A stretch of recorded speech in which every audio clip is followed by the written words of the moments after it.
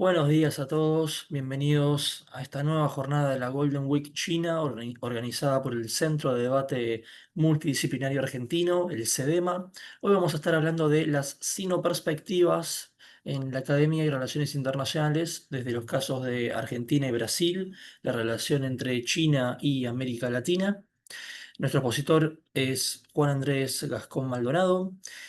Antes de comenzar con la exposición formalmente, voy a pasar a presentarlo a Juan. Bueno, él es investigador predoctoral contratado por la FPU, por el Ministerio de Educación de la Universidad Autónoma de Madrid, licenciado y magíster en Relaciones Internacionales por la misma universidad. Ha sido investigador visitante en Flaxo, en Argentina, y Tsinghua University en China. Es cofundador del Centro de Investigación de Asuntos Estratégicos Globales y miembro de la Asociación Hispánica de Estudios sobre China. Ha sido miembro del equipo editorial de varias revistas académicas, así como organizador de eventos académicos y relaciones públicas. Bueno, sin más que decir en esta presentación, Juan, el Zoom es tuyo. Genial, muchísimas gracias, Matías. ¿Me escucha bien, no? Sí, perfecto. Bueno, pues muchísimas gracias también a Sedema por invitarme, la verdad que muy honrado y agradecido. Justo invito a todos los que están aquí, que si no han hecho otras formaciones o encuentros en Sedema, que se apunten, porque sinceramente siempre han elaborado un material muy bueno. Y bueno, hoy me toca a mí tener el honor de presentar una de las disertaciones, de las ponencias dedicadas a China, en este caso planteadas. Le voy a pedir también a Matías el favor de hacerme alguna seña cuando se nos esté acabando el tiempo, porque yo me encadeno con esto, como buenos hispanos que somos. Entonces, vamos a comenzar y sé y agradezco además también a la audiencia, porque sé que por allá es temprano. Yo justo estoy en Pekín, en la estancia que, como bien dijo Matías, es en Tsinghua University, aquí en Pekín. Y claro, entiendo que por allá es bastante temprano, así que agradezco el madrugón para muchos. Y bueno, vamos a comenzar. Voy a darle aquí a ver si parece que... Ahí está. Vamos a hablar un poco de varias cuestiones. Lo primero, bueno, repasar un poco el auge de China, aunque creo que todos estamos bastante enterados de cómo está la situación actual. Aprovecho de recordar, si puedes, Matías, si no me escuchas también, si me puedes hacer una seña o me escribes, por si acaso, porque la señal hay veces que echa para atrás o para adelante. Bien, bueno, vamos a hablar un poco de las relaciones interregionales de China a nivel general, es decir, cómo entendemos que se lleva China con el resto del mundo, con el resto de las regiones y qué papel juega un poco América Latina en eso. Y luego los nuevos focos de crecimiento, es decir, un poco también, una vez que veamos que China se relaciona de diferentes formas con diferentes actores, ver en qué papel luego del cambio internacional, de la transformación del orden internacional, en qué papel está insertándose América Latina. Luego vamos a ver un poco a nivel general los proyectos e iniciativas de China en la región y entraremos ya en lo que yo quiero proponer como una herramienta teórica y práctica para entender qué es lo que se habla de China y cómo eso que se habla de China influye en la relación entre países, ¿no?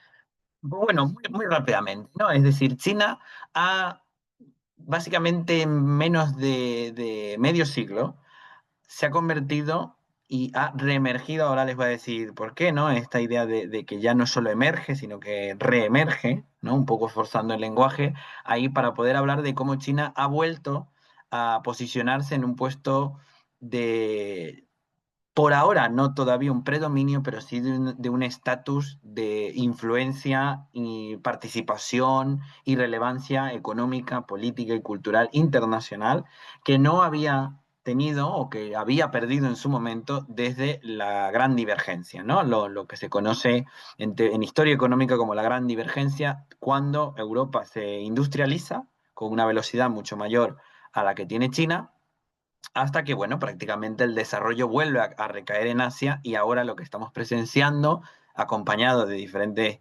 indicadores socioeconómicos, es ese auge de Asia como nuevo eje o nuevamente como el eje del poder internacional. ¿Qué quiere decir esto? Bueno, quiere decir que por un lado sí podemos ver que hay una especie de ciclos, pero por otro lado también tiene mucho que ver con un proceso mucho más complejo, un proceso en el cual China ha sido capaz de reinventarse, de innovar, de reorganizar su estructura social y económica para poder competir y alcanzar volúmenes prácticamente nunca antes vistos en la historia de la humanidad, no solo en tasas de reducción de pobreza, sino también a nivel de productividad, de participación en cadenas de valor global, etcétera, ¿no? Por supuesto, también con países como la India, ¿no? Como ejemplos, ¿no? También en el grupo de los BRICS, de países que vuelven a emerger y que vuelven a tomar esa posición en el mundo. Por supuesto, entre más grande, más te ven, y entre más te ven, más te piden. Y claramente China está en esa posición actual en la cual ya por su propio tamaño no se puede quedar indiferente o no puede quedarse de alguna manera estática entre muchísimos de los procesos, fenómenos que ocurren en el mundo, ya sea de seguridad, como podemos ver en muchos espacios, sea a nivel económico, como podemos ver en muchas dinámicas transnacionales, o incluso culturales, ¿no? Como es lo que estamos viendo más recientemente.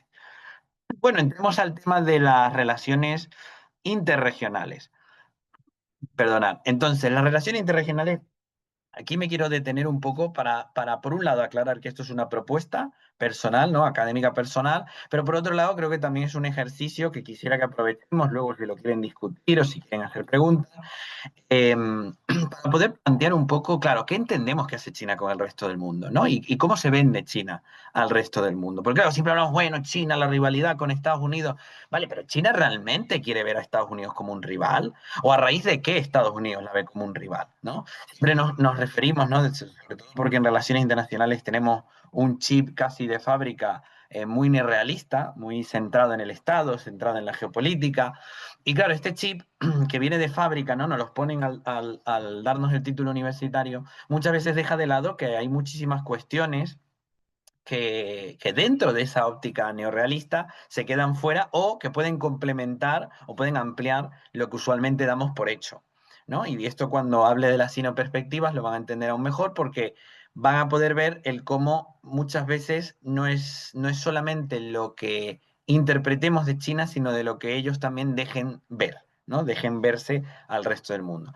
Bueno, a nivel discursivo, China, como bien saben, tiene una retórica bastante pacifista, de moderación, de diálogo, solamente defendiendo principios de no injerencia y de soberanía, que evidentemente le convienen, pero que por otro lado también le permiten mostrarse como un socio estable, ¿no? Como un socio, además, que no te va a pedir que cambies tu personalidad para llevarte bien, ¿no? Y esto es el amigo que queremos todos, ¿no? Este es el amigo y el socio que queremos todos, un amigo que no critique como somos, sino sencillamente, bueno, trabaje en las áreas en las que podamos beneficiarnos mutuamente. Sin embargo, esa realidad discursiva, retórica, también se mezcla con una realidad material. La realidad material es así, creo que la tenemos todos más claro, como he dicho, por este chip neorrealista, es la plena condición en donde dos grandes en un cuarto pequeño empieza a faltar espacio, ¿no? Y ahí es cuando encontramos esa confrontación cada vez mayor o cada vez más explícita con los Estados Unidos. China con Estados Unidos a nivel, digamos, protocolar diplomático, tiene muy buena relación. No solo tiene muy buena relación diplomática, sino que además en muchos otros países guardan una cortesía bastante visible. Ahora, ¿cuál es el problema? Que una cosa es lo que se vea de frente, lo que se vea en los grandes foros multilaterales, y otra cosa es la realidad material. La realidad material es que Estados Unidos ha perdido la competitividad industrial, no solo es que haya perdido la competitividad industrial, es que también ha perdido el peso comercial internacional. Y esto no quiere decir que Estados Unidos sea pequeño. Usualmente decimos muchas veces, bueno, es que Estados Unidos ya dejó de ser importante. No, cuidado, Estados Unidos sigue siendo importante y sigue siendo Estados Unidos. ¿No? No nos interesa las cosas que dice Donald Trump porque nos caiga bien Donald Trump. Nos interesa porque es el presidente de los Estados Unidos. Ya luego, si te cae bien o te cae mal, pues es cosa de cada uno, ¿no? Las afinidades políticas. Pero una de las cosas que más nos interesa es porque es el presidente de los Estados Unidos, ¿no? Entonces, en esta línea, yo creo que es importante entender que la realidad fáctica automáticamente, ¿no? Y aquí podemos ir nuevamente a ese chip neorealista, ¿no? Trampa de Tucídides, nos plantea de que hay un punto en donde los intereses empiezan a crear tensiones. Porque claro, el interés de ser el líder comercial internacional hace que evidentemente o insoslayablemente desplaces a otro. Si tú quieres ser el primero, tienes que superar al que está ahí. Entonces aquí entendemos que la rivalidad internacional, que no tiene por qué ser ofensiva, pero claramente plantea una competencia, define a Estados Unidos como el rival más claro, ¿no? El rival más explícito o el rival que se puede identificar más fácil.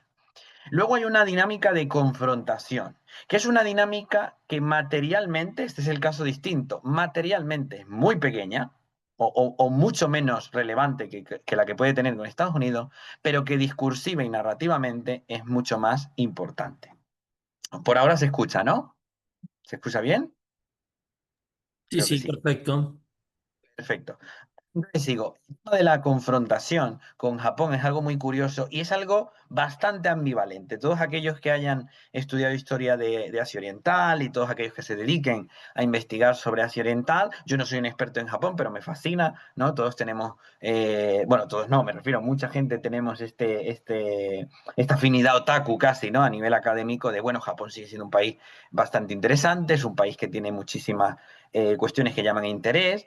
Podemos llegar a pecar de orientalistas, igual que hacemos con China, pero sigue siendo un país que entendemos que es relevante. Ahora bien, con China, ¿por qué digo yo que hay una relación que discursivamente, aunque luego material no lo sea, es de confrontación? Porque China, en su construcción nacional, en la forma en la que define los nuevos valores, los nuevos pilares de orientación social, casi a un nivel espiritual, ¿no? El alma de la nación, ¿no? O la nación como alma del Estado, uno de los factores más importantes y que se puede ver de forma materializada por ejemplo, en el Museo del Partido, si alguna vez han venido o van a visitar Pekín, tienen que ir al Museo del Partido, que en realidad la traducción sería el Museo del Pueblo en su encrucijada, es una traducción un poco más amplia, pero es un museo que básicamente habla de toda la historia desde la Revolución Comunista hasta hoy. Y bueno, y cómo China ha ido creciendo, ¿no? Está dividido en varias etapas, y una de las grandes etapas, tanto de la Guerra Civil como de China en las guerras mundiales, especialmente en la segunda, es esa confrontación con Japón. Y esta confrontación se materializa en estos museos dentro de una estrategia de memoria histórica que tiene un fin muy claro, y es decir, hay un enemigo externo que encarna o que de alguna manera ha representado todo aquello que nos ha humillado, ¿no? Ese recuerdo del siglo de la humillación, con las potencias europeas, con Japón que vienen y nos pisaron. Nosotras éramos ese gran imperio, ¿no? De la dinastía Qin, de la dinastía Ming, y han venido y nos han humillado, ¿no? Y de ahí viene, ¿no? Toda esta lógica que muchos comités del partido, de estas grandes reuniones multitudinarias de los representantes del partido, se decidió, por ejemplo, de caras, sobre todo en el auge de Xi Jinping, cuando asume el poder, esta idea de nunca más de rodillas. ¿No? Es decir, nunca más nos van a poner de rodillas, vamos a tratarnos entre iguales, pero sobre todo nunca más de rodillas. Entonces, esta lógica de confrontación es retóricamente muy fuerte, al punto tal de que se traspasa o se puede incluso visualizar en elementos como el cine. Actualmente hay una película que ha salido cuyo nombre me van a perdonar que no sepa pronunciar ni en chino ni en pinyin, o sea, ni en chino con caracteres ni en pinyin, pero la pueden buscar muy claramente porque es la película estrenada actualmente y promocionada por el partido sobre la masacre de Nanjing, ¿no? De la invasión japonesa, y cuando los japoneses, como eran los alemanes de esa época en el Pacífico, bueno, hicieron una masacre realmente cruda, y la película refleja de forma cruda también esa realidad. Ahora, uno puede pensar, bueno, en Pekín, en Shanghái, en Manchuria, ¿no? En la provincia de Chilín, que es la que está en Manchuria, pegada a Corea, a Corea del Norte, esto puede estar muy vivo, ¿no? Porque hay todavía gente viva o gente que sus padres vivieron ese acontecimiento, etcétera. Ahora, si uno se va a Xi'an, ¿no? Una de las capitales históricas de China, etcétera, que es una ciudad en donde he podido ir y preguntar explícitamente si los japoneses llegaron de alguna forma, aunque sea un bombardeo, y prácticamente no hubo presencia japonesa, ni siquiera en las inmediaciones. Es una ciudad que luego tiene varias plazas, varios parques con propaganda, con relatos, con figuras que hablan del terror japonés y de cómo China, ¿no? La China comunista, el Partido Comunista, resistió y unió al pueblo chino contra ese invasor bárbaro japonés. Entonces, imagínense, no es una cosa puntualizada ni focalizada, es un discurso, una narrativa que se está construyendo, o que se ha construido, mejor dicho, en todo el imaginario del país. Puede haber gente que le importe más o le importe menos, pero en este auge patriótico es algo bastante visible. Y esto es curioso, ¿y por qué me he detenido tanto en esto? Porque es de las pocas relaciones en donde discursiva y retóricamente o simbólicamente China habla de una confrontación simbólica e histórica, ¿no? Y claro, luego la realidad material es completamente distinta. O bueno, es que es exponencialmente distinta. ¿Por qué? Porque las relaciones económicas entre Japón y China son bastante estables, tienen un volumen significativo y mucha gente en China aprende japonés y mucha gente en Japón aprende chino. Ahora, recordemos, estoy hablando de un país de en torno a 1.400 millones. Mucha gente, si yo les digo 50 millones, pues tampoco es tan significativo, pero frente a otros idiomas es muy significativo, ¿no? Y luego está esta rivalidad regional, que es básicamente un poco el punto medio entre las otras dos. ¿Por qué? Porque hay una retórica también muy ambivalente de, bueno, la India es un socio importante en Asia, es un socio importante en el marco de los BRICS, pero luego tenemos temas incómodos, ¿no? Entre la posición en el Tíbet y la cordillera del Himalaya, el control del agua en Cachemira, la frontera con Pakistán, las actividades de China en Pakistán, el nacionalismo hinduista promocionado, o esto muy a grosso modo, ¿no? O promulgado por Modi para construir también una identidad india, ¿no? Con pilares muy determinados, probablemente bastante distintos a los con los que se fundó. Y claro, esto genera una situación en la que la India también calcula constantemente cuánto acercarse a China o cuánto mantenerse cerca de Estados Unidos, ¿no? Entonces, pasemos ahora sí muy rápidamente, porque no es el centro de esta cuestión, ya hemos visto la parte de rivalidades, luego están estas relaciones, que bueno, podemos decir que son las relaciones de ese amigo con el que te ves cada tanto, sonríes, le preguntas cómo estás y poco más. Por ahí hay un interés común, por ahí hay un interés constante, pero que no hay una complejidad mayor. De hecho, no hay una complejidad mayor probablemente porque los actores como Rusia o la Unión Europea tampoco reaccionan de forma demasiado versátil o demasiado ambivalente. ¿Por qué? Con Rusia es muy claro. Con Rusia podemos entender que cómo se van a permitir llevarse mal si es que están al lado y comparten una frontera enorme. No están para ponerse a llevarse mal. ¿No? Ya toda esta etapa, ¿no? de las rupturas de la Guerra Fría, etcétera, se han superado y Rusia tiene una relación no solo muy cordial, sino estratégica con China que hace que se convierta en casi un sentimiento de complicidad. Y por otro lado está la convivencia, por ejemplo, con el sudeste asiático, en donde encontramos que hay este balance entre complicidad y convivencia. Hay países más cercanos a la órbita de influencia china, otros un poco más reticentes, Filipinas, por ejemplo, con la influencia estadounidense. Y luego tenemos a la Unión Europea, que si quieren ya luego podemos preguntar y discutir de la Unión Europea. Pero la Unión Europea es una mezcla entre no saben qué están haciendo y tampoco se imaginan qué pueden llegar a ser, ¿no? Porque China tiene una presencia económica cada vez mayor, pero la Unión Europea tampoco tiene cómo responder si quisieran a nivel general, ¿no? Obviamente tiene matices. Encontramos en esta misma idea, digamos, de la convivencia, la dinámica de asociación. Y ahí es donde entra América Latina. Y si se fijan bien, hay una dinámica prácticamente similar para el resto de países o regiones en desarrollo. Permítanme que sí, vamos a avanzar, a ver si pasa la... Ahí está.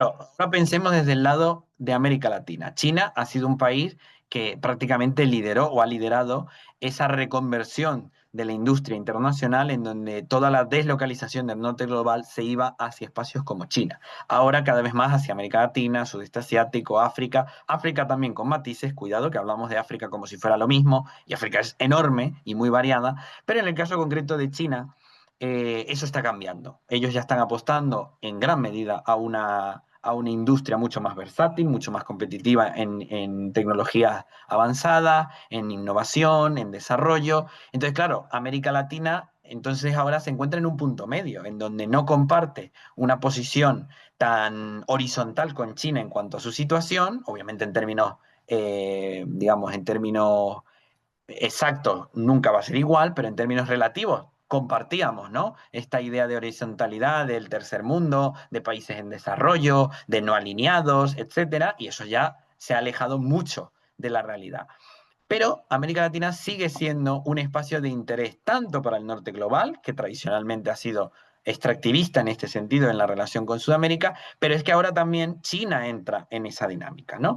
Y esto también ayuda a entender por qué hay países como Brasil o Argentina que pueden, o México, que pueden en su propio desarrollo jugar a esta doble banda, ¿no? De seguir con el norte global en unas cosas y luego encontrar en China un socio alternativo.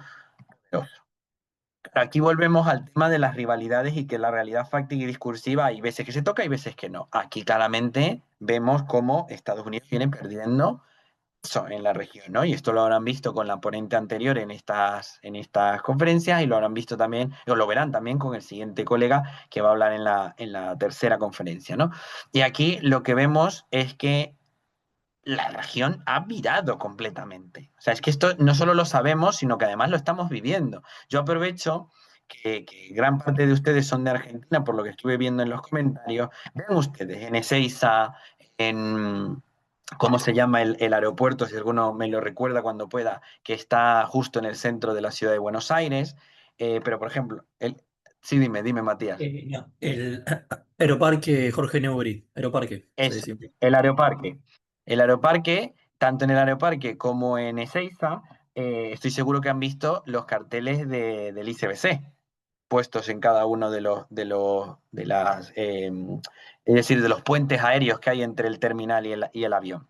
Luego lo mismo si se van a la Patagonia o si se van a Iguazú, van a ver los mismos logos en las carreteras, en Río Negro, en Bariloche. O sea, es decir, la presencia se vive económicamente hablando de China. ¿Dónde está la sede más grande del ICBC en América Latina? Una de ellas en Argentina, en Puerto Madero. Un edificio que no es para nada sutil, ¿no? El que lo haya visto sabe que no es para nada sutil. Entonces, esto nos lleva, ¿no? Ya avanzando, a este despliegue, ¿no? Que vemos, esto es además del Observatorio de Inversiones en Infraestructura, un tanto desactualizado. Les recomiendo, si quieren ver más de este tipo, el ICLAC, por ejemplo, de Chile y Perú, tiene, al menos a nivel sudamericano, una base de datos un poco más actualizada, pero a nivel general de cuando empezó, por ejemplo, la nueva ruta de la seda, ¿no? La iniciativa Over, One Belt, One Road y todo esto, pues pueden ver que el despliegue era enorme. Un despliegue que, por cierto, se pensó sobre todo para Asia Central, que eso es otro tema, ¿no? Del Happy Stand, de China como nuevo garante de la seguridad. En Asia Central eso da para otro rato. En África, muchísimo, al punto de ser uno de los espacios en donde China ha suplantado completamente a Europa como socia principal. Entonces, fíjense, ya estamos hablando de dos regiones que pequeñas no son. Y luego América Latina, que ustedes verán en América Latina que para este momento, sobre todo estamos hablando en el marco de 2016-2017, que es donde realmente desembarca la ruta de la seda, América Latina parece incipiente, pero ojo, cuidado, que es que no estamos hablando de cosas pequeñas. Son más de 4 billones de dólares del ICBC en Venezuela, por ejemplo. ¿No? La deuda exterior más grande, el país más endeudado con China de la región es Venezuela y no es por dos perlas. Lo mismo con Cuba, Brasil, uno de sus mayores inversores sigue siendo la Unión Europea, pero cuidado, a nivel comercial China supera con creces, ¿no? Las dinámicas de intercambio. Y Argentina entra en esta dinámica también al punto de que ya para 2013 China lideraba varios sectores. Y ahora pensemos una cuestión muy, muy clara, ¿no? También si lo vemos, salimos de Buenos Aires, nos vamos hacia Mar de Plata porque queremos ir a la playa o nos vamos hacia Córdoba, etcétera. El campo, ¿qué vemos en muchos casos? Pues podemos llegar a ver no solo cereales, etcétera, sino la soja. ¿No? No solo los cereales tradicionales, sino la soja. ¿A dónde va la exportación de soja? Argentina. Pues puede haber un consumo propio, puede haber una cosilla por ahí, pero luego el resto se va toda a China. Entonces, estamos hablando de que en nuestro campo, en nuestras ciudades, en nuestra infraestructura, ya la presencia china es evidente, es muy evidente. Entramos al kit de la cuestión. Creo que voy bien de tiempo, Matías. Bien, perfecto. Al kit de la cuestión, ¿no? Las perspectivas de América Latina, ¿no?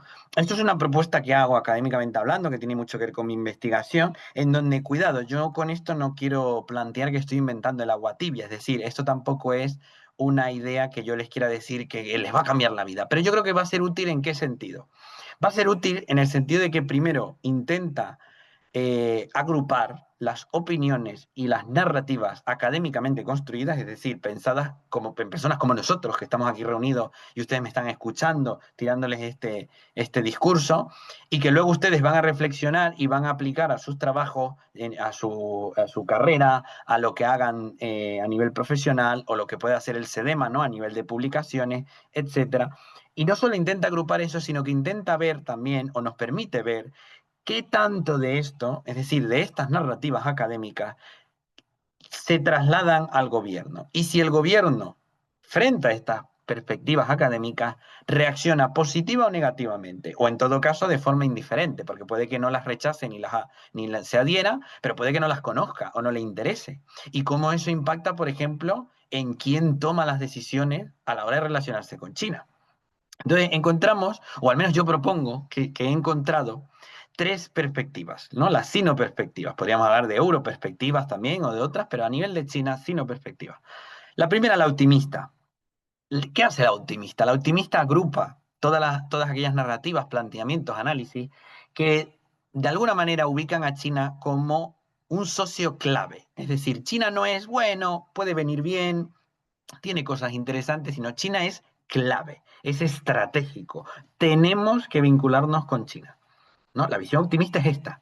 De China nos va a aportar algo bueno. Tiene un potencial tremendo como colaborador, es decir, con China podemos construir una gobernanza internacional más justa, horizontal y equilibrada, ¿no? Es una visión muy optimista, porque si nos fuéramos a la visión neorrealista, bueno, eso será si los intereses del Estado van, pero es una visión mucho más idealista, más neoliberal, si se quiere, ¿no? En relaciones internacionales o de un constructivismo, digamos, basado en ese optimismo ya no antropológico, sino estatista. Luego viene la escéptica, que curiosamente, por lo que veo, es con la optimista la que comparte el podio, ¿no? De ver quién llega al predominio, ¿no? A nivel académico. La escéptica dice, bueno, a ver, China claramente es importante, si no, ¿quién nos compra la soja? ¿Quién nos compra el litio? ¿Quién nos invierte en aeropuertos? O sea, ¿quién lo va a hacer si no? Pero exige garantías. Volvemos a lo mismo, vale, esto de venderle toda la soja y hacer casi un monocultivo de soja, ¿esto a quién está beneficiando? Realmente.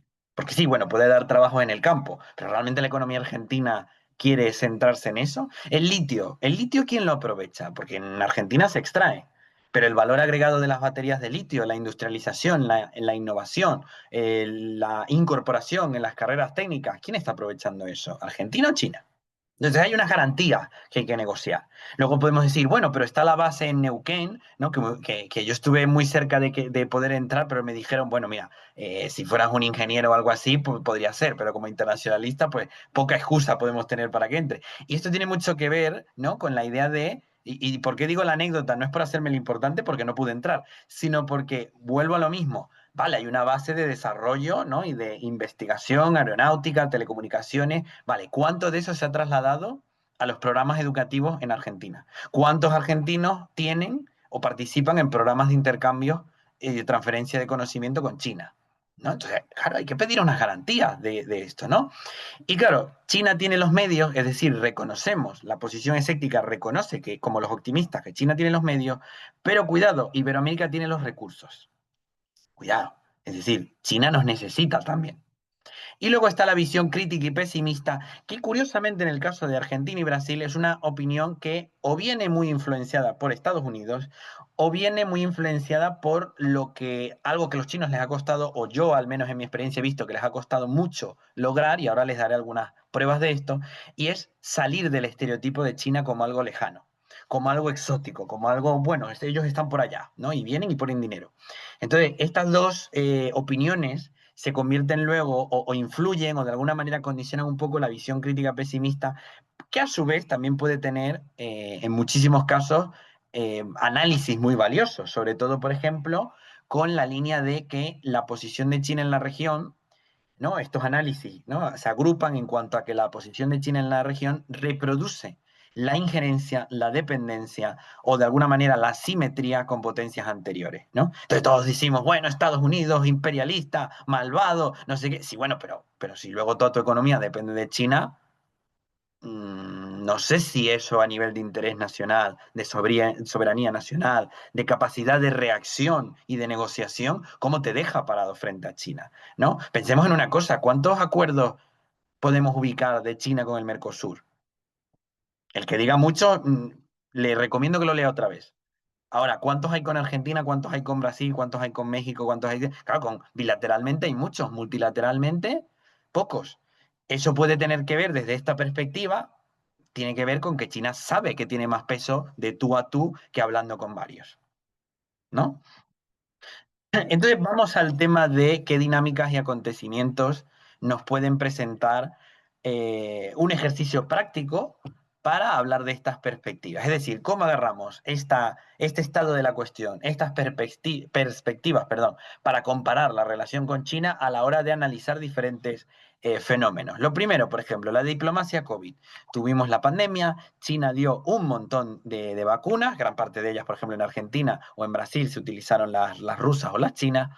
Claro, aquí podemos decir de un punto de vista optimista, bueno, China asumió gran parte de la responsabilidad de la pandemia cuando no tenía por qué, hay que pensarlo objetivamente. En realidad, una pandemia, por muy conspiranoico que seas, luego tampoco la puedes controlar. Entonces, bueno, China hasta cierto punto podía aportar, pero no tenía por qué. Pero aún así decidió poner a disposición su tecnología. Bueno, esto desde una visión optimista habla del potencial que tiene China para colaboraciones en el ámbito sanitario.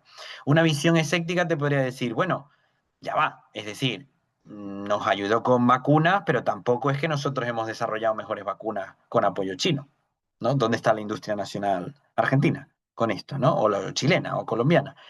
Y luego, por ejemplo, la posición pesimista. Claro, nos dan vacunas, nosotros no tenemos la capacidad de hacerlas y al recibir las vacunas de China nos ponemos en una situación, en un compromiso con Estados Unidos y Europa, que son otros de los que quieren poner las vacunas. Pues cuidado, las vacunas, regalar vacunas no es una cuestión neutral.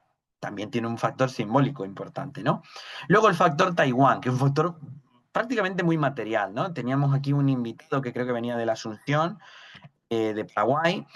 Paraguay, ¿no? El Partido Colorado y el resto de partidos tampoco han virado a China. Y esto es muy curioso, ¿no? Es decir, todo el mundo se ha unido al club de Queremos China y Paraguay parece que está ahí intentando entre ser la Suiza de Sudamérica, según dicen algunos, y sostener el respaldo de Taiwán, ¿no? Había en los últimos años entre 12 apoyos internacionales en la región a Taiwán, quedan muy pocos, Paraguay uno de ellos, y claro, ¿cuánto?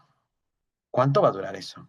Entonces, según las perspectivas, podemos decir, bueno, va a durar hasta que China ofrezca algo mejor, va a durar hasta que simbólicamente, por ejemplo, China pueda ejercer influencia geopolítica de poder blando mucho más estructurada, ¿no? Como la que tiene Estados Unidos, como la que tiene Japón, como la que tiene Europa.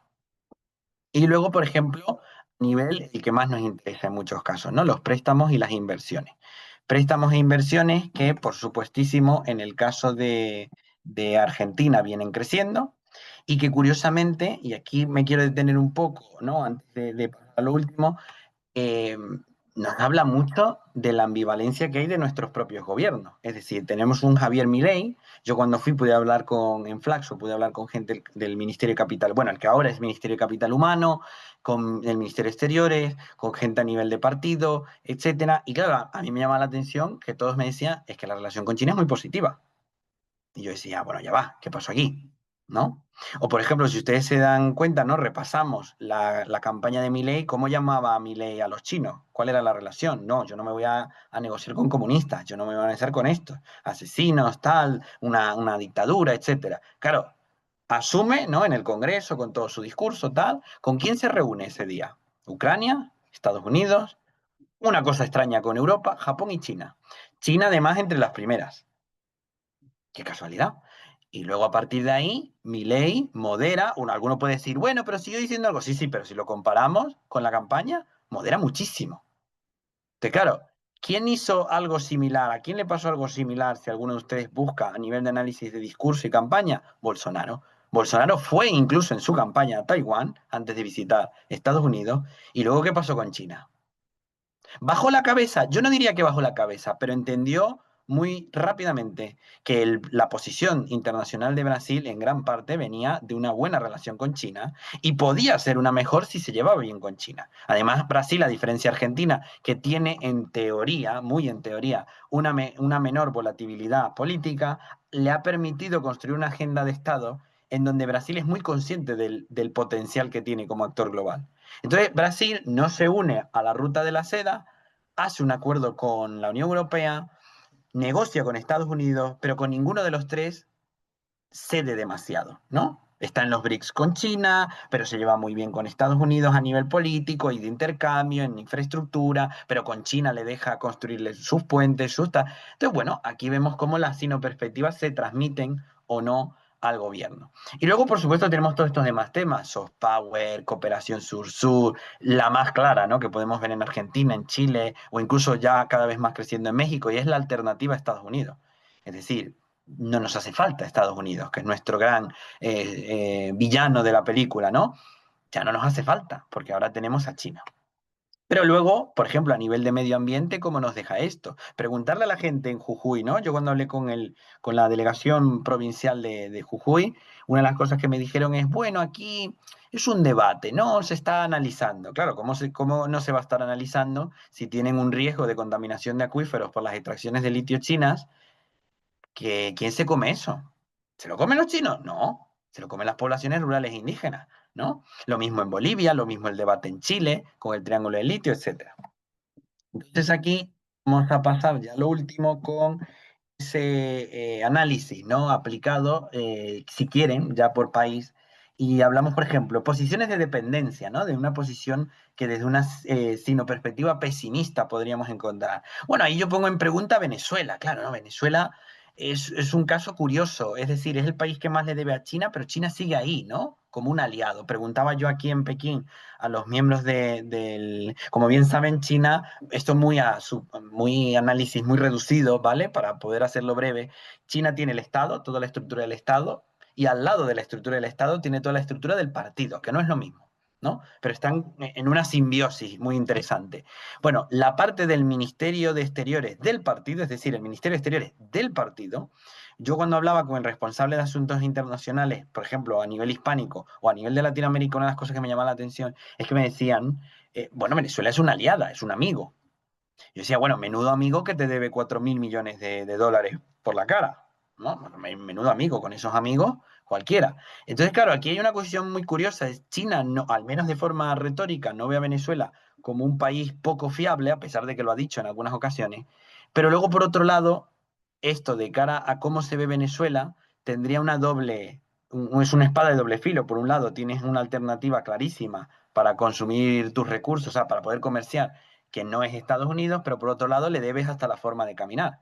Entonces, claro, una posición pesimista te diría es que Venezuela no lo tiene fácil. Y una transición democrática en Venezuela, dudo yo que pueda solventar esto en un mes, porque tienes una deuda adquirida, tienes un montón de proyectos, etcétera. Luego, la cooperación estratégica.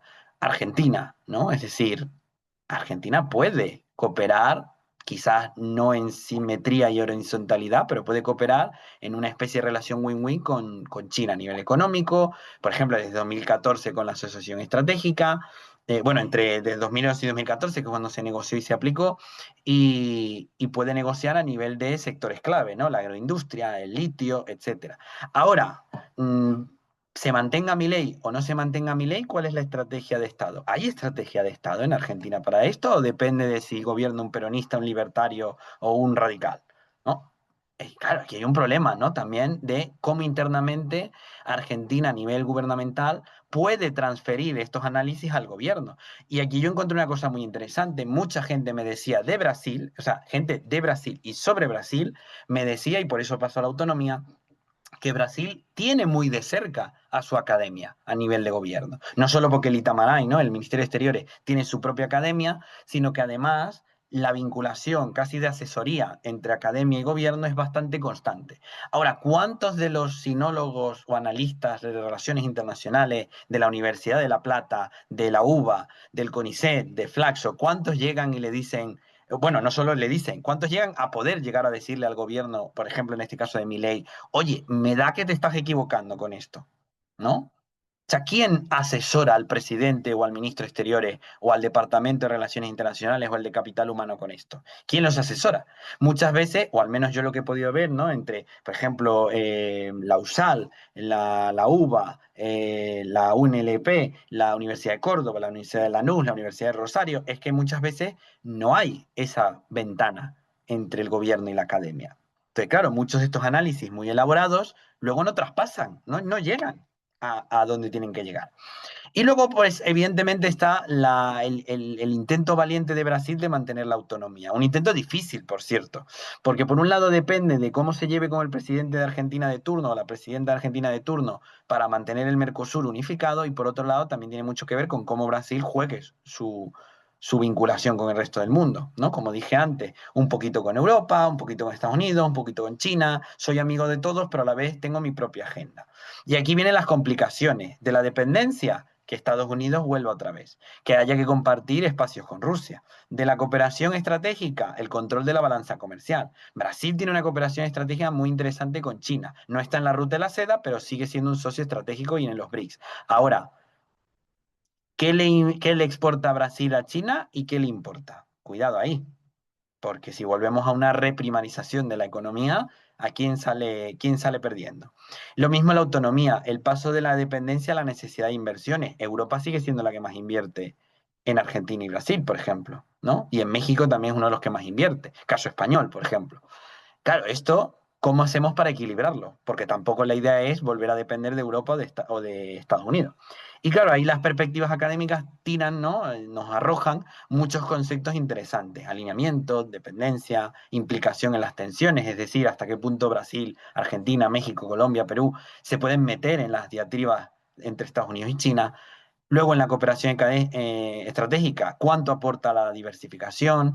¿Cuánta pérdida de competitividad tiene? ¿Qué tendrá que ver el que la gente aprenda más chino o no? ¿Qué tendrá que ver el que los chinos aprendan más español o no? Y luego en la autonomía, ¿no? El balance beneficios-pérdidas, la alianza estratégica que implica. Si nos aliamos estratégicamente, ¿qué significa eso? O sea, cuando un país te dice, somos aliados, ¿en qué? ¿Para qué? ¿No?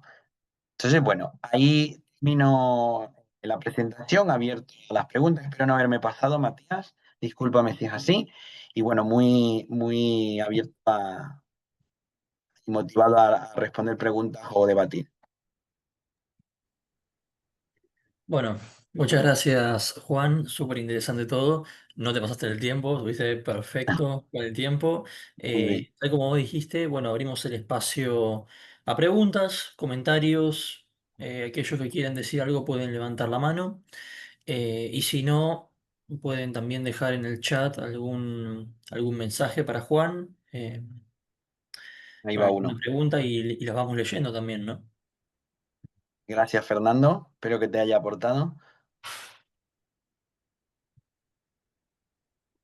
Yo aprovecho de decir, mientras que llegan las preguntas, si te parece, Matías, una puta, aprovechando que no me pasó de tiempo, primera vez en mi vida, que hay una cosa muy curiosa y es que justo aquí estoy investigando la posición, perdón, la perspectiva que tiene China al revés, es decir, ¿qué piensa China, qué piensan de China? ¿No? Esto es algo muy curioso porque hasta qué punto China sabe, le interesa o puede llegar a comprender lo que se piensa de China afuera, ¿no? Porque obviamente está la relación estatal, está esta idea de, por ejemplo, aquí me han dicho muchas veces, bueno, con Milei no tenemos ningún problema, porque Milei, por mucho que se lleve mal o bien con nosotros, Milei en algún momento va a cambiar.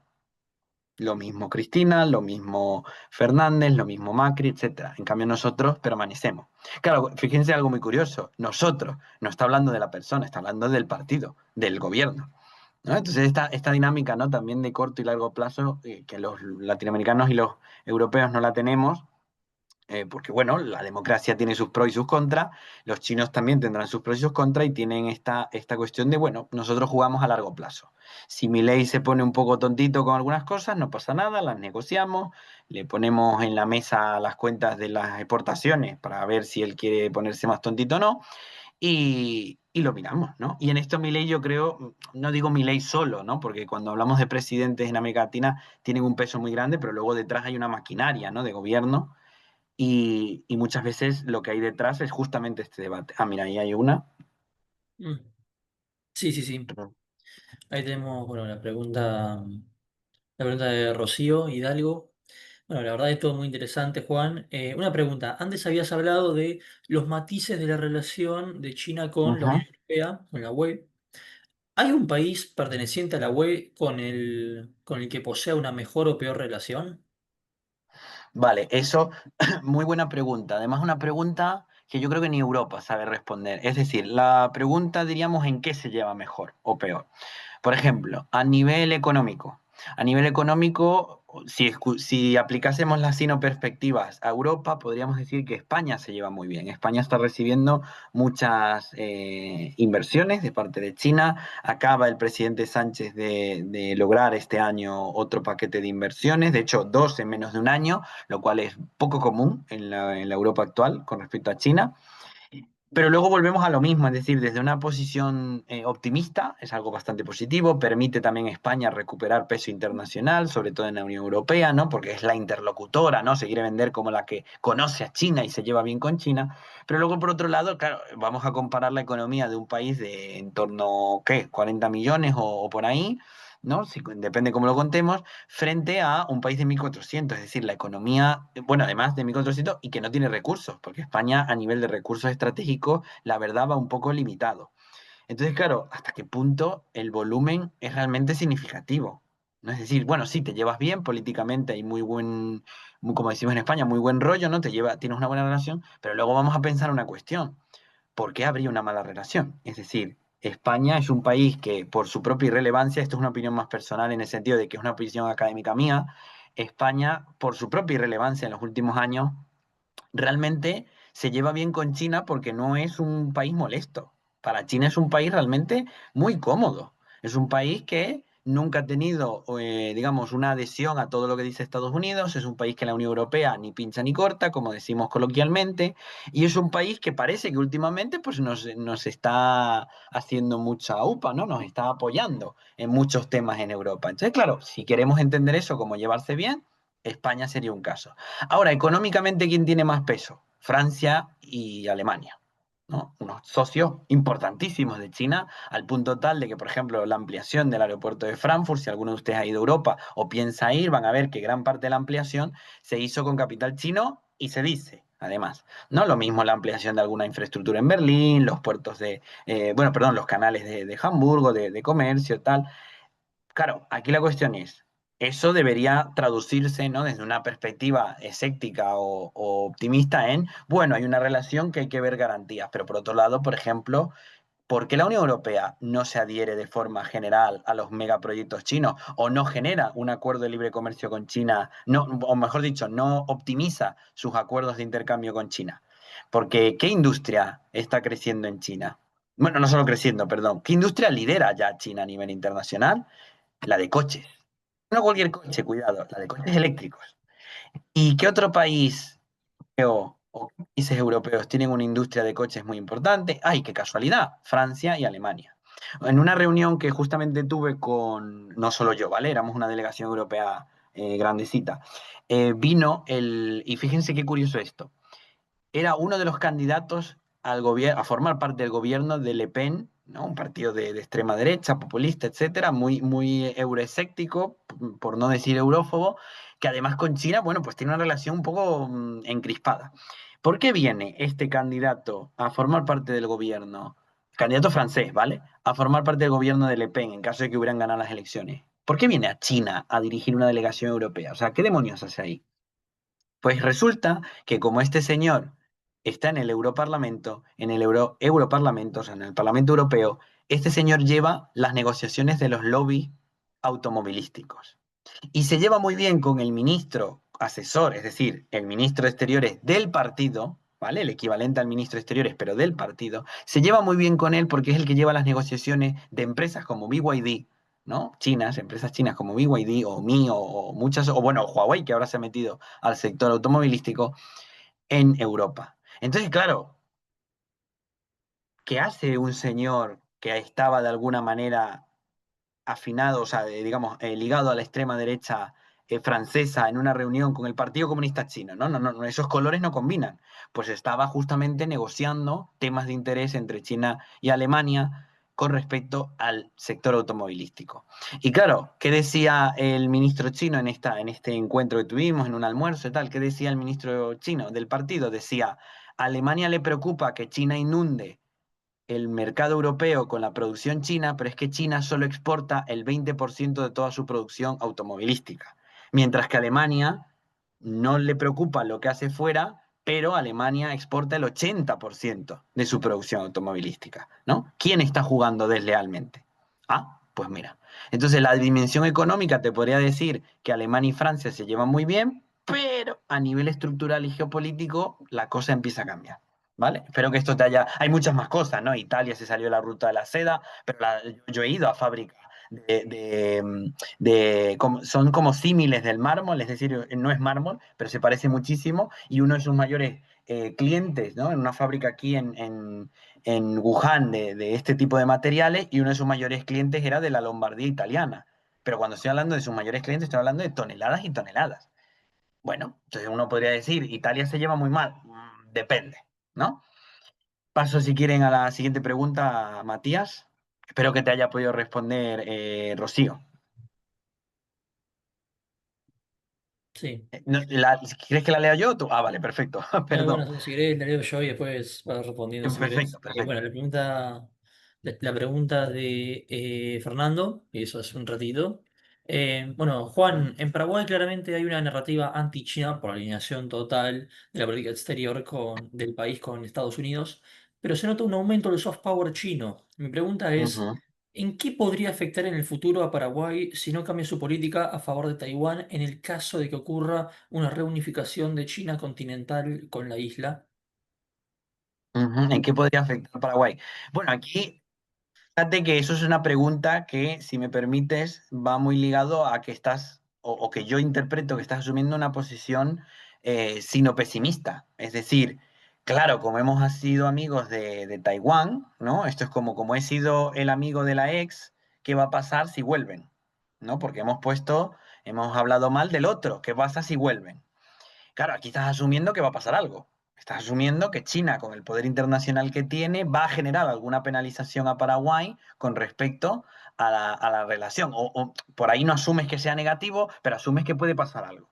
Claro, aquí podríamos ver bueno, ¿y cómo China se vende con el mundo o en la relación con Paraguay? Hace poco el portavoz del ministro exterior de China, el ministro ya de Estado, no del partido, de Estado, habló de que Paraguay, por una cuestión lógica, además usaron términos que en chino son muy fijos, ¿no? Muy, muy, muy, como muy claros, de que por lógica Paraguay va a terminar cediendo en cuanto a la posición de China, de una sola China a favor de la China popular, ¿no? De la República Popular. ¿Por qué? Porque por un lado, a nivel casi de consenso internacional y de, bueno, declaraciones de Naciones Unidas, el tema Taiwán-China es un tema interno, no tiene que ver con un problema entre dos países, sino un problema interno. Eso tiene matices, obviamente. Pero a nivel general, China lo que plantea públicamente es, no te preocupes, Paraguay, ya vas a entrar en el redil porque es que no te va a quedar otra. Pero no te va a quedar otra porque te obliguemos, es que no te va a quedar otra porque es lo lógico. Bueno, esa narrativa, si la ves desde un punto pesimista, sí es una penalización, porque es como, bueno, hemos tenido que ceder a reconocer a la China popular como nuestro mayor, no solo como nuestro mayor socio, que en parte ya lo es indirectamente, sino que además es reconocerlo políticamente, ¿no? Y dejar de lado a Taiwán. Claro, pero desde una posición, por ejemplo, sin optimista, te podrían decir, China le da igual, porque China sabe que en algún punto Paraguay va a tener que ceder y en lo que ceda, China va a estar dispuesta a invertir y comerciar abiertamente con el país, como ya lo hacen, por cierto, pero con un reconocimiento político mayor. Entonces, si tú contrastas las tres perspectivas, tú puedes llegar a ver diferentes escenarios en donde el Paraguay puede o no reaccionar. O sea, la herramienta que yo te propongo con respecto a tu pregunta es aplicar esta sino perspectiva para ver tres escenarios en donde Paraguay puede o no hacer. Ahora, la cuestión es, eso que tú analices o lo que analice la Academia Paraguaya, ¿no? En conversación con Argentina y Brasil, ¿eso el gobierno le hará caso o no le hará caso? Bueno, habría que ver.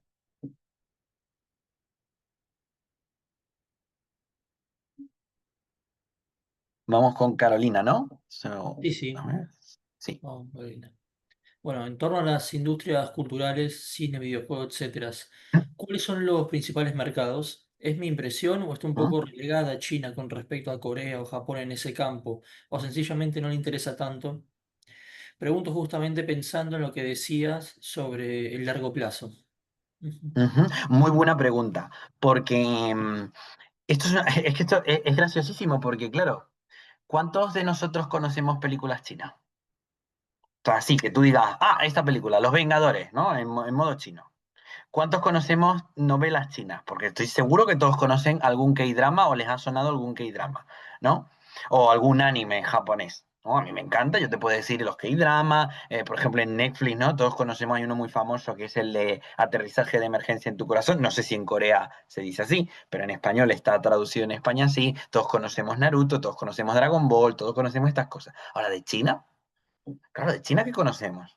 De música, ¿sabemos algún...? Porque yo te puedo decir Blackpink, ¿no? O BTS, y más o menos los ubicamos, ¿no? Los que trabajamos temas de diplomacia cultural en Asia Oriental, ¿no? Y luego hay épocas, ¿no? El Gangnam Style, por ejemplo, por ahí nadie sabía dónde estaba Corea del Sur, pero el Gangnam Style sonaba mucho. Entonces, la cuestión es, China en esto se está quedando muy atrás. Pero cuidado, porque China en estas estrategias, probablemente en algunos casos más acertadas o no, hay que tener mucho cuidado, ¿no? Posición sino escéptica. China también se puede equivocar.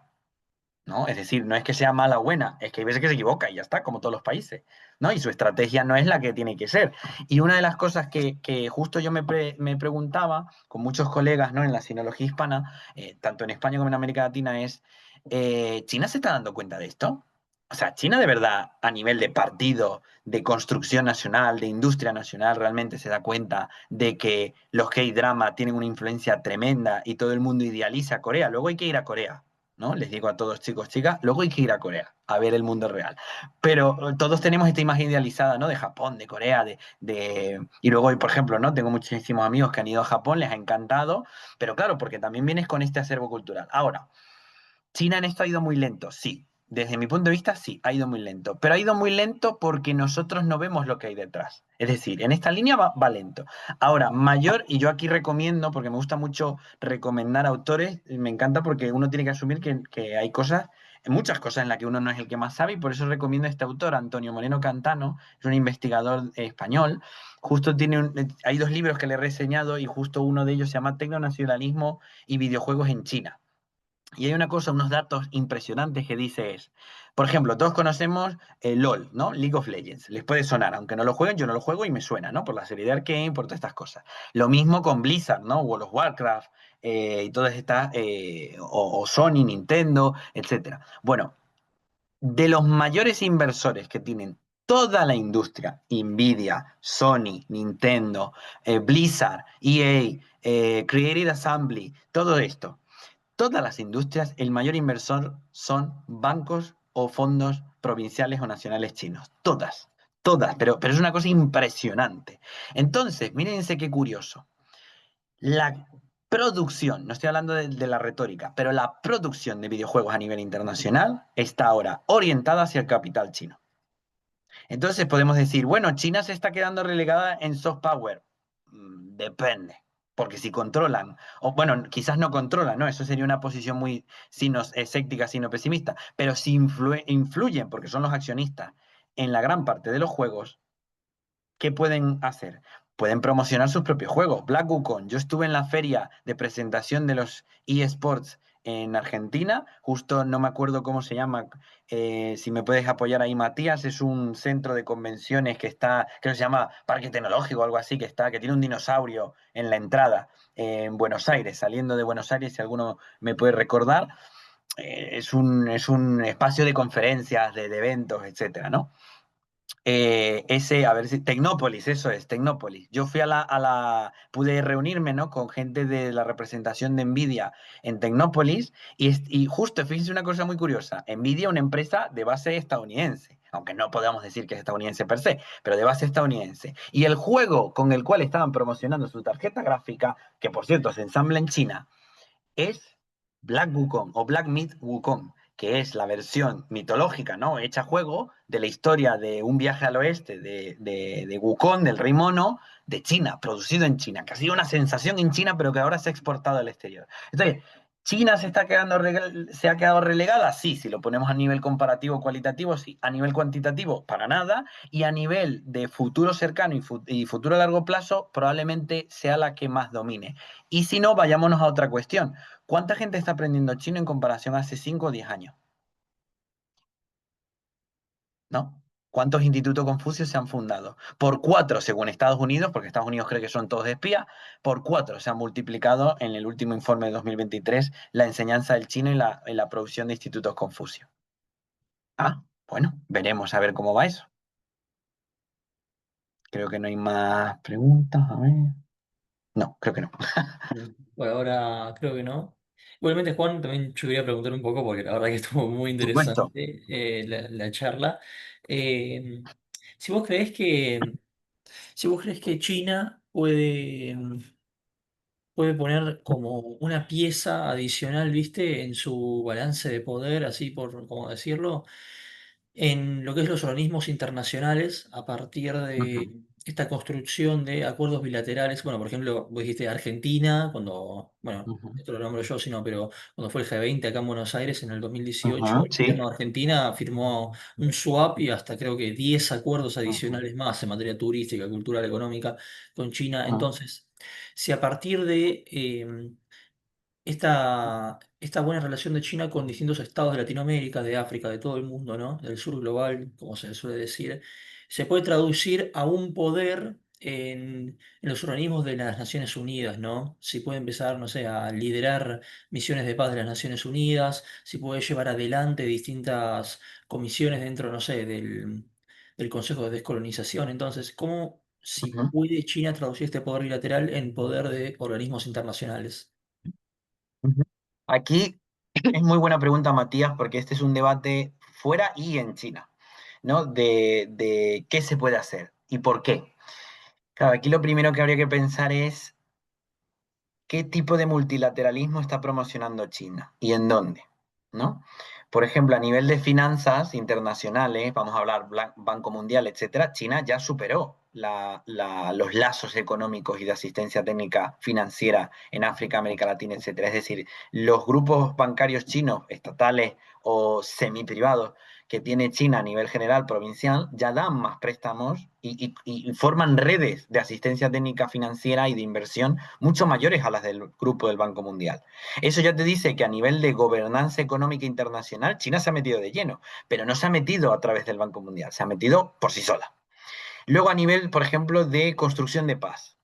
Claro, aquí hay varias teorías, por cierto, muy discutidas y desarrolladas desde Argentina, en donde claro, se analiza o se interpreta el momento actual como un momento de vacío de poder. Es decir, ni Estados Unidos ha perdido completamente su influencia, ni China lo quiere asumir de la misma forma. Porque claro, China juega muy a largo plazo, lo dicen ellos mismos, de bueno, nosotros prevalecemos, etcétera. Entonces, bueno, que no sean líderes justo ahora tampoco les parece que no les cambia mucho la dinámica. Ahora, claro, eso te genera una incertidumbre enorme, porque, por ejemplo, Rusia y Ucrania. China se ha ofrecido de moderadora muchas veces. Ahora, vamos a ser serios. ¿Cuánto de China, por muy objetiva que quiera ser, va a poner a Rusia en una posición de perdedor? O sea, ¿no? Frente a Ucrania, o sea, es complicado. Luego, Israel-Palestina.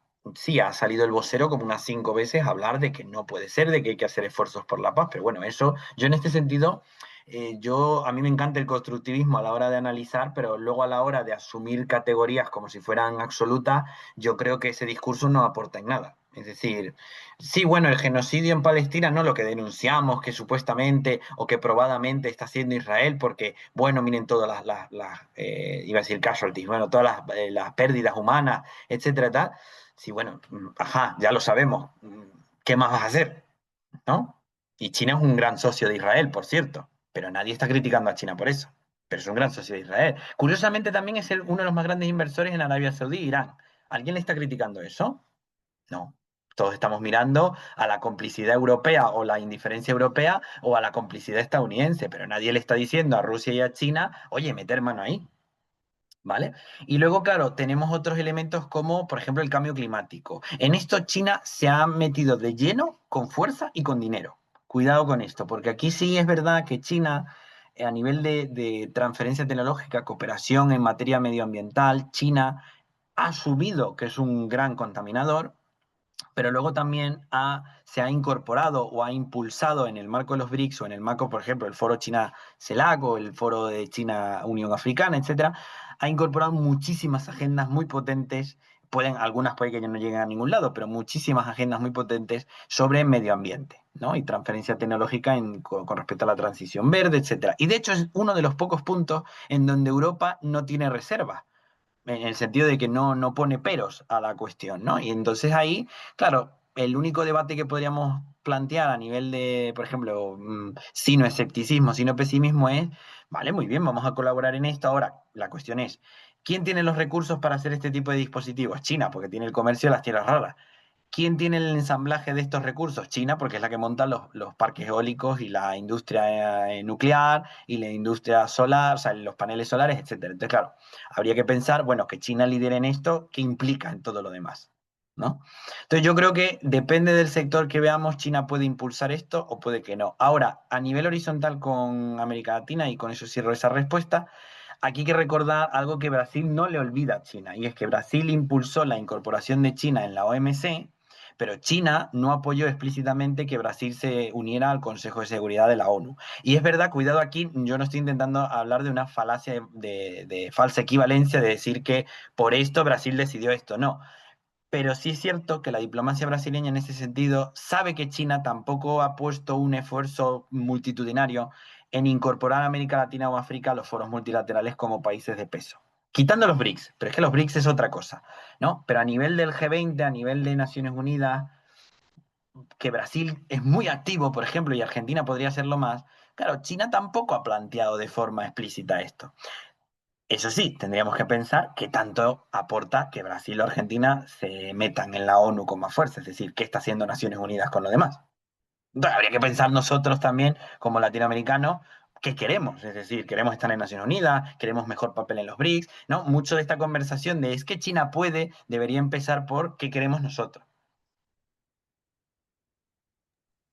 Sí, sí, sí, totalmente. Y además, creo que también, viste, esto viene acompañado de una pregunta de hasta dónde llega la realidad política y hasta dónde llega lo discursivo, ¿no? Porque, a ver, en lo Ujú. discursivo, sin criticar y sin hablar mal, China se ha llenado la boca con esto de el sur global, vamos todos juntos, los del Sí, tercer mundo, como una oposición al imperialismo. Y esto va desde la inmersión en Latinoamérica hasta los BRICS, ¿no? Que surgió como esto de eso es. una oposición al poder occidental de momento. Entonces, hay que ver, ¿no? Hasta qué punto llega lo discursivo y hasta qué punto se apoya realmente. Bueno, un ejemplo es esto de lo de Brasil que dijiste, pero sí, como también hay muchos ejemplos más.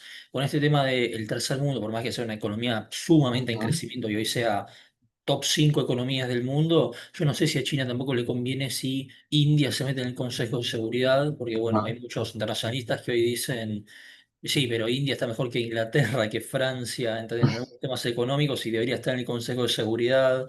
Entonces, hay que ver hasta dónde llega lo discursivo y la política real, ¿no? Pero sí. Eso es, efectivamente.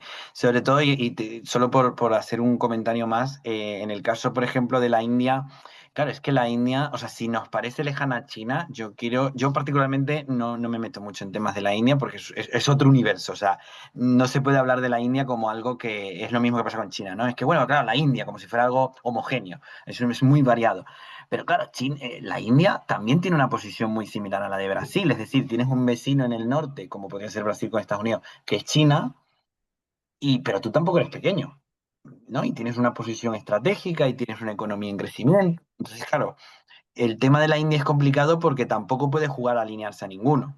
No es que no puede, me refiero que dentro de la lógica que predomina en el gobierno, pareciese que se interpreta como no me puedo alinear a ninguno, ¿no? Ya sea porque no me conviene, ya sea porque no quiero, etcétera. Entonces, claro, ahí la cuestión es el discurso de China de sur global.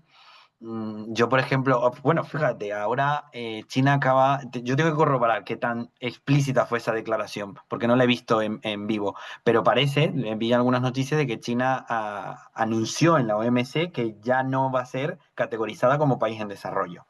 Y yo decía, bueno, por fin, es decir, mm, ¿cómo nos vamos a creer que China es un país en desarrollo? ¿No? Y la gente puede decir, no, claro, pero es que todavía tiene muchos pobres. Yo les invito al que pueda ir a Europa o Estados Unidos a ver si no hay pobreza.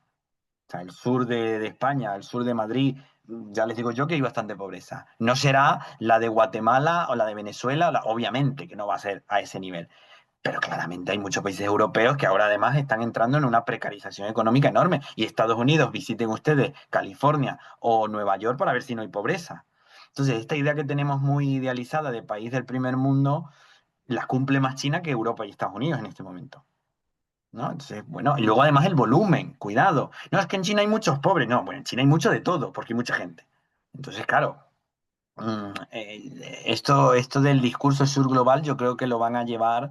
Ahora el último planteamiento fue, en el último comité del partido, fue reforzar la idea de civilización con alcance global. Bueno, eh, depende cómo interpretemos eso desde fuera, ¿no? De una civilización de alcance global, ¿no? ¿A qué nos suena? Habría que verlo. Sí, absolutamente. Y además, si ponemos a pensar todo este tema de la pobreza, la precarización, si China deja de ser como un país en desarrollo, bueno, un poco lo que vos decías, ¿no? ¿Cómo no va a ser un país desarrollado la segunda economía del mundo? Exacto, Entonces, exactamente. es como bastante contradictorio. China tiene una Ujú. economía mucho mayor a la de Alemania, la de Suiza, la de Austria, Sí. no a Estados Unidos, pero digo, vamos a pensar un montón de países que claramente uno Ujú. concibe como desarrollados y sin embargo tienen una economía menor a la China, obviamente. Después hay un montón de Eso factores es. que influyen, la capacidad de personas, la instrucción, etcétera, pero sí, totalmente, totalmente. Bueno, ¿alguna pregunta más? ¿Algún comentario más? Nos extendimos un poco, pero está bueno con tal de fomentar el debate.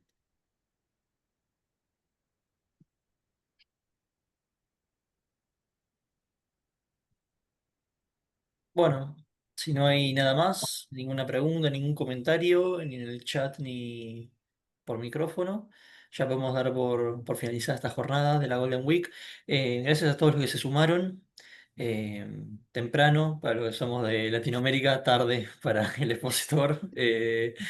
Así que, bueno, muchas gracias a todos por sumarse. El día 28 de octubre vamos a estar teniendo nuestra tercera y última jornada de esta Golden Week China. Eh, y para todos los que estén en Buenos Aires, tenemos planeada una actividad presencial que es visitar el barrio chino de Buenos Aires este sábado a Muy las bien. 15 horas de Argentina.